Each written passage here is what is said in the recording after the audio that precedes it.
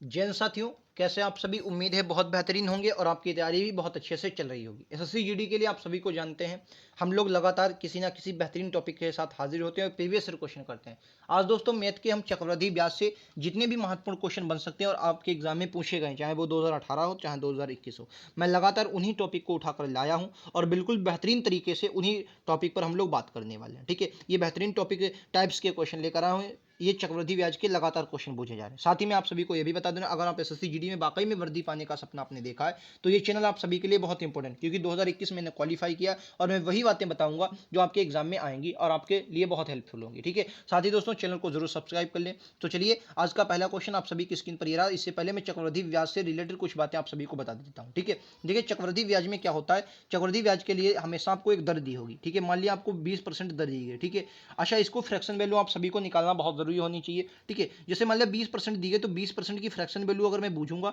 तो क्या आएगी, 1/5 आएगी। ठीक है, अगर मैं चक्रवृद्धि ब्याज में बूझूंगा तो मूल राशि आपकी 5 होगी और 5 में कितना बढ़ेगा, तो आप कहेंगे दोस्तों 1 बढ़कर 6, यानी कि इसी प्रकार से 5 से 1 बढ़ी होगी, 6 बढ़ी होगी। ठीक है, इसी प्रकार से आएगी। चलिए मैं एक क्वेश्चन आप सभी को देता हूं। जैसे मैंने बोला कि आपके पास जो मूल राशि थी वो कितनी थी दोस्तों, 50 रुपए थी। मूल राशि आपकी 50 रुपए थी। 50 रुपए आपने कहीं जमा किए, आपको जो ब्याज मिल रहा है वो दोस्तों कितना, 20% की दर से मिल रहा है। तो आप सभी को बताना कि 2 वर्षों में आपको कितना ब्याज मिलेगा। ठीक है, चक्रवृद्धि ब्याज 2 वर्षों में कितना, ये 2 वर्षों में आपको कितना चक्रवृद्धि ब्याज मिलेगा, आप सभी को ये बताना। ठीक है, तो अगर मैं 20% की फ्रैक्शन वैल्यू की बात करूंगा तो आप क्या बोलेंगे, 1/5 होती है। यानी कि मूल जो हमारा बढ़ेगा वो 5 से 6 पर दोस्तों, और फिर से 5 से 6 पर बढ़ेगा। ठीक है, यानी कि इस तरफ हमारी जो मूल राशि थी वो 25 हो जाएगी और जो हमें मिश्र धन मिलेगा ये क्या है, ब्याज और आपकी सब मिलकर ये कितना आपको दोस्तों पड़ेगा, ये आपको पड़ेगा 36। और चक्रवृद्धि ब्याज जो दोस्तों होता है वो इनका अंतर होता है। तो चक्रवृद्धि ब्याज कितने आएगा, वो आएगा 11। 11 ये क्या है, ये चक्रवृद्धि ब्याज है। चक्रवृद्धि ब्याज दोस्तों इन दोनों का अंतर हमेशा होता है। अब एक बात समझो, अच्छा क्या समझे यहाँ पर, अच्छा जो दोस्तों आपको राशि कितनी दी गई, राशि दी गई थी 50 और यहाँ पर 25 है, तो 50 इससे कितने गुना ज्यादा है, तो आप कहेंगे दोस्तों इससे 2 गुना ज्यादा है। किससे, 2 गुना। तो ये राशि भी अपने का कितने गुना होगी, 2 गुना होगी, यानी 11 दूनी 22। यानी कि जो आपको मूल्य होगा, जो आपका चक्रवृद्धि ब्याज आएगा वो 22 आएगा। ठीक है, एक राशि में एक क्वेश्चन और ले लेता हूं। चलिए मैं 20% पर एक सॉल्व करवाता हूं आप सभी को, कि मैंने माना 20%, क्या बोलेंगे, 20% आपकी राशि चक्रवृद्धि ब्याज है। ठीक है, मैं अब की बार मान लेता हूं 2 ही वर्ष हैं, क्या बोलेंगे, वर्ष 2 ही हैं। और अब की बार मान लिया मैंने, क्या बोलेंगे, 160 रुपए, क्या बोलेंगे, 160 रुपए। तो आप सभी को बताना कि राशि क्या होगी। तो इसका मैंने सबसे पहले इसको, इसका सॉरी ये 20% मैंने ले लिया, इसको अब की बार 25 कर लो, क्या बोलेंगे, इसको यार एक बार 25 कर लो, इसको 25 कर लो, पिछली बार 20 पर हम लगा चुके हैं। 2 वर्ष हैं, राशि कितनी है, 160, राशि 160 ले। तो आप कैसे लगाएंगे समझो, इसको कैसे लगाएंगे। अब देखो 25 की आप लोगों को दोस्तों फ्रैक्शन वैल्यू पता होनी, तो 25 की फ्रैक्शन वैल्यू 1/4 होती है। यानी 4 से मूल्य कितने पर जाएगा, सॉरी 4 से कितने पर जाएगा, 1 बढ़कर कितने पर, 5 पर। ठीक है, और 4 से फिर भी बड़ा होगा 5, क्योंकि हमें 2 वर्ष हैं तो 2 ही बार हमें निकालना, बस इनकी मल्टीप्लाई, 4 चक्कू 16 और पचम 25, क्या बोलेंगे 25। इनका अंतर कितना, तो आप इनका अंतर बोलेंगे 9। ठीक है, अब एक बार यहां पर थोड़ा समझना है। अब राशि आपको यहां पर 16 दी गई, क्वेश्चन में आपको कितनी दी गई, 160, इससे कितने गुना ज्यादा, तो आप कहेंगे दोस्तों इससे 10 गुना ज्यादा। तो ये आपका जो चक्रवृद्धि ब्याज भी होगा इससे भी 10 गुना ज्यादा, कितना होगा, 90। यानी कि इस क्वेश्चन का राइट आंसर कितना आएगा, 90 आएगा। उम्मीद है ये बात समझ गए होंगे। चलिए पहला क्वेश्चन मैं आप सामने रख रहा हूं, इस क्वेश्चन का राइट आंसर आप सभी को देना है। इस क्वेश्चन का राइट आंसर क्या होगा आप सभी को बताना है। तेरा 2400 रुपए वार्षिक संयोजन द्वारा 20% की दर से, क्या बोले, दर कितनी दी गई दोस्तों, 20%। अब मैंने क्या बोला, 20% जब दर दी गई है, इसका आपको निकालना कि फ्रैक्शन वैल्यू कितनी आएगी, तो 20 पंचे 100। अच्छा ये फ्रैक्शन वैल्यू निकलती कैसे है, चलो इसको भी बता देते हैं। देखो मैंने परसेंटेज आपको पढ़ाया है, अगर आपने नहीं पढ़ा तो उसके वीडियो देख लीजिए, वो आपके लिए बहुत इंपॉर्टेंट है, क्योंकि वो बेसिक चैप्टर है। तो देखियो इसका क्या करें, परसेंटेज भाई हटाएंगे तो नीचे आ गया 100। अच्छा 100 आएगा तो 10 2 से ये 5 पर, यानी कि 1/5 फ्रैक्शन वैल्यू जो आएगा, फ्रैक्शन वैल्यू मतलब भिन्न में परिवर्तित करना, तो 1/5 आती। ठीक है, तो 20 की फ्रैक्शन वैल्यू 1/5 होती, यानी जो मूल्य होगा 5 से कितनी बार, 6 बार और 5 से 6 पर। ठीक है, 5 से 6 पर, क्योंकि 2 बार से तो हमने 2 बार लिखा। अब क्या करेंगे, मूल हमारी जो राशि होगी वो 25 होगी दोस्तों। ठीक है, और जो आपका कुल मिलाकर हमें मिलेगा वो 36 मिलेगा। ठीक है, लेकिन चक्रवृद्धि ब्याज हमें कितनी मिलेगा, तो आप कहेंगे चक्रवृद्धि ब्याज दोस्तों में 11 मिलेगा। कितना, चक्रवृद्धि ब्याज हमें 11 प्राप्त होगा। ठीक है, अच्छा एक बात बताओ भाई साहब, जो चक्रवृद्धि ब्याज हमें 11 प्राप्त होगा, लेकिन राशि कितनी दी गई, राशि में 2400 दी गई, इससे कितने गुना ज्यादा, तो आप कहेंगे इससे दोस्तों ये 2400 दिया गया और 2400 इससे कितने गुना ज्यादा होगा, 24 चक्कू 96, क्या बोलेंगे 96 गुना, इससे कितने गुना दोस्तों, 96 गुना ज्यादा। ठीक है, तो ये 11 भी अपने का कितने गुना हो जाएगा, 11 भी अपने का 6 गुना हो जाएगा। 11 छक्का 66 और 11 नामा 99 105। ठीक है, 105, तो राइट आंसर क्या होगा, 1056 इस क्वेश्चन का राइट आंसर, जो कि ऑप्शन नंबर सी में दिया गया। बोलो कोई दिक्कत है, कोई दिक्कत समस्या परेशानी हो बता सकते हैं, बहुत ईजी तरीके से बताया। चक्रवृद्धि ब्याज का कोई भी क्वेश्चन आएगा आप इस तरीके से करेंगे, कभी गलत नहीं करेंगे, ठीक है। चलो नेक्स्ट क्वेश्चन पर चलता हूँ। अगला क्वेश्चन आप सभी की स्क्रीन पर दोस्तों ये रहा, राइट आंसर क्या होगा आप सभी को बताना है। कह रहा 8,000 की राशि 5% की वार्षिक दर से वार्षिक चक्रवृद्धि ब्याज दर कितनी होगी, समय वर्षों में बताना। अच्छा, कई बार ऐसे क्वेश्चन आते हैं कि वर्ष आपको निकालने पड़ेंगे, तो मैं आप सभी को बताता हूं कि 8,000 की राशि 5% की वार्षिक दर दी गई है।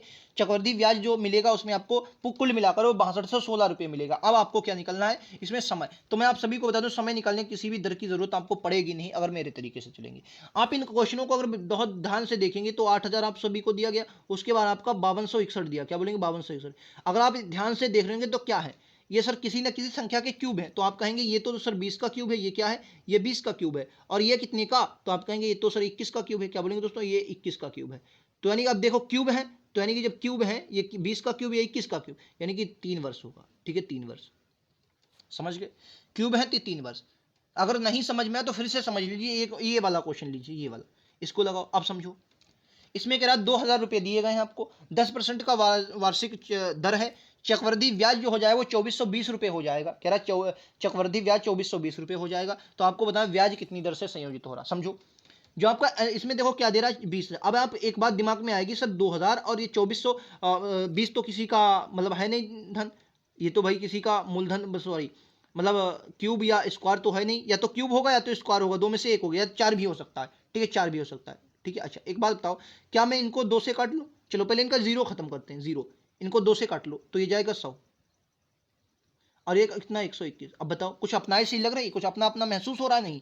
अब महसूस क्यों नहीं होगा, क्योंकि ये भाई आ गया 10 का स्क्वायर, क्या आ गया ये 10 का स्क्वायर आ गया, और ये कितने का आ गया 11 का स्क्वायर, ये 10 का स्क्वायर ये 11 का स्क्वायर। अब स्क्वायर है यानी कि 2 वर्ष। बोलो समझ में आया कि नहीं।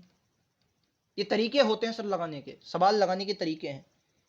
आप अगर इसको मैं बताऊं दर से लगाएंगे तो पूरा इसको वैसे P/P+1 ये वो लिखने आप सब कुछ करेंगे, लेकिन ये तरीके हैं, इनको आप समझिए, बेहतरीन तरीका है, क्या बोलेंगे। उम्मीद है समझ में आ गया। चलिए एक और क्वेश्चन, ये क्वेश्चन थोड़ा मुझे बेहतरीन लगा क्योंकि अच्छा क्वेश्चन लगा, क्या बोलेंगे ये थोड़ा अच्छा लग रहा है।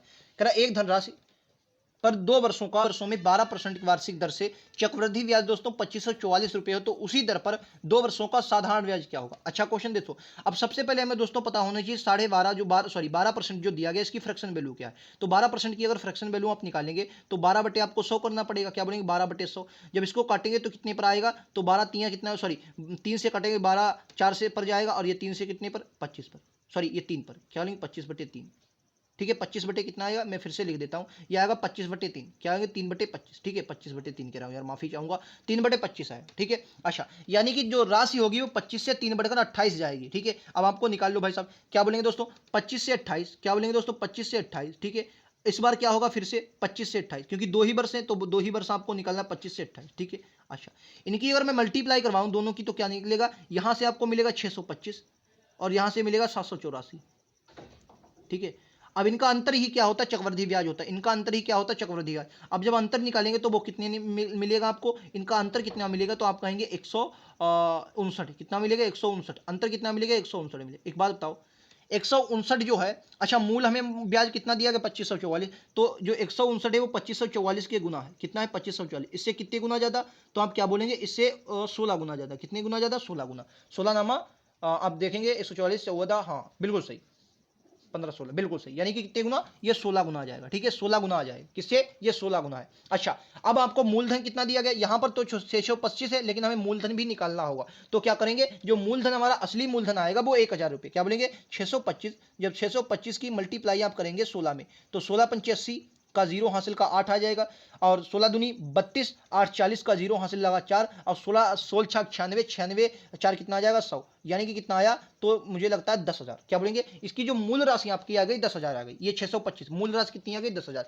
अब समझो यहाँ पर मूल राशि तो आपको समझ में आ गई कि 10,000 आई। अब क्या करेंगे इस पर आपको तेरा उसी दर पर साधारण ब्याज, तो 10,000 होगा 10,000, ठीक है 10,000, क्या बोलेंगे 4 जीरो मैंने लगाया, 1 मिनट में सही से लगा देता हूँ जीरो सभी के सभी, 1 2 3 4 4 जीरो 2 वर्ष हैं। अच्छा दर कितनी है, दर कितनी है 10, तो 12% दी हुई कि उसी दर पर, तो 12% वटे का क्या आ जाएगा 100 आ जाएगा, बटे का 100 आ जाएगा। ठीक है, उम्मीद है ये बात क्लियर। अब इस पर आपको आंसर लगाना, बस आंसर आ जाएगा 10 10 10 10। ठीक है, 12 दूनी 24 और ये डबल जीरो आपको दिए यानी 24। तो इस क्वेश्चन का राइट आंसर होगा। बोलो कितने लोगों को ये बात क्लियर। थोड़ा बड़ा क्वेश्चन था और ये क्वेश्चन आपके एग्जाम में ऐसे क्वेश्चन बनते हैं लगातार। ऐसे क्वेश्चन चक्रवृद्धि ब्याज निकलवाकर फिर आपसे मतलब क्या है, चक्रवृद्धि ब्याज निकलवाकर फिर आपसे साधारण ब्याज पूछा जाता है। ऐसे क्वेश्चन आपके लगातार एग्जाम में बनते हैं। ठीक है, चलो अगले क्वेश्चन पर चलता हूं। अगला क्वेश्चन आप सभी की स्क्रीन पर दोस्तों ये रहा आज का अंतिम प्रश्न और बहुत ही शानदार प्रश्न। कह रहा है एक बैंक जमा राशि पर प्रथम वर्ष के लिए 5%, दूसरे वर्ष के लिए 6%, तीसरे वर्ष के 10% की दर से चक्रवृद्धि ब्याज देता है।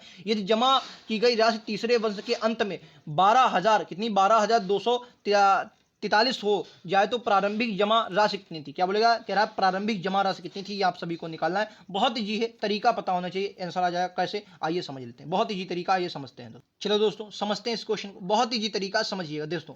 क्या मैंने बोला, पहले 5%, जब पहले मैंने फ्रैक्शन वैल्यू सबकी बता देनी है तब कि आपको समझ सकते हैं। ठीक है, अच्छा 5% की अगर मैं बात करता हूं तो 5% की फ्रैक्शन वैल्यू अगर आप इसको परसेंटेज जाएंगे तो कितनी आएगी 20 5 100 1/20। क्या बोलेंगे दोस्तों 1/20 आएगी, समझ जाएंगे। अच्छा अगर 6% की मैं फ्रैक्शन वैल्यू बताता हूं तो 6% देखो परसेंट हटेगा 6 का तो नीचे आ जाएगा 100, यानी कि 6% जब आप काटेंगे तो 2 से काट लो भाई साहब, तो 2 से 3 पर 2 से 50 पर, यानी कि इसकी फ्रैक्शन वैल्यू कितनी आएगी 3/50। वहीं अगर मैं 10 की पूछी तो 10 की परसेंट वैल्यू आपको सभी को पता होगा, ये कितनी आएगी 10 बटे अगर 100 करेंगे तो कितनी आएगी 1/10। उम्मीद है ये बात सभी को समझ में आई, कितनी आएगी सॉरी 1/10। ये फ्रैक्शन वैल्यू सभी की ये मतलब भिन्न में मैंने बदल दिया। ठीक है, चलो अब थोड़ा क्वेश्चन को छोटा कर देते हैं, आप सभी को आंसर बता देते हैं, आप लोग समझ जाएंगे। देखो अगर मैं 5% करूं तो 20 से दोस्तों ये मूल्य कितने पर रहा होगा 21 पर रहा होगा। ठीक है, समझ गए होंगे। अगर मैं 6 की बात करता हूं तो ये 50 से 53 पर, क्योंकि 3/50 था तो 50 से मूल्य कितने पर 53 पर रहा होगा। ठीक है, अगर मैं इसको बताऊं तो 10 से ये मूल्य कितने पर रहा होगा 11 पर।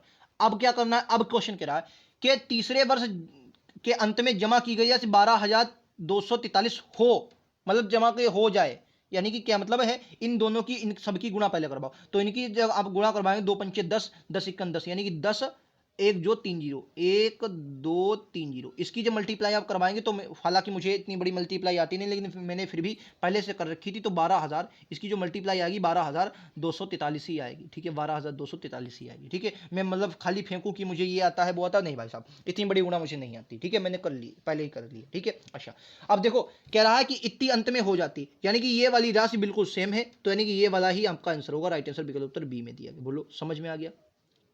ये तरीके होते हैं सर, उम्मीद है ये बात समझ में आ गई होगी, आपको अलग अलग रही होगी, लेकिन कह रहा है कि अंत में इतनी हो जाए तो कह रहा है एक वर्ष जमा की प्रथम वर्ष के लिए इतने रुपए, दूसरी वर्ष के लिए तीसरे वर्ष के लिए इतने चक्रवृद्धि ब्याज जाए, यदि जमा की गई तीसरे अंत इतनी होती तो प्रारंभिक जमा, मतलब प्रारंभिक जमा जो जमा आपने कितनी प्रारंभिक जमा इतनी की थी और बाद में ये सब मिलकर इतनी हो गई, बाद में आपको इतनी हो जाए और प्रारंभिक जमा बुझी जो कि हमने 10,000 रुपये दी गई। ठीक है, समझ गया कि ना, उम्मीद है ये बात समझ में आ गई होगी। बहुत बेहतरीन, मात्र 5 ही क्वेश्चन थे, लेकिन 5 ही क्वेश्चनों में ये मानकर चलो कि चक्रवृद्धि ब्याज के लगभग क्वेश्चन हमने समेट दिए। ठीक है, बाकी के जो क्वेश्चन बचे हैं आने वाले अगले वीडियो में हम लोग करेंगे और बेहतरीन से समझेंगे। उम्मीद है ये क्लास आप सभी को पसंद आएगी, और अगर पसंद आए तो लाइक से सब्सक्राइब जरूर बनता है। ठीक है, मिलते हैं अगले वीडियो में, आज के इतना ही। थैंक यू दोस्तों, जय हिंद जय भारत।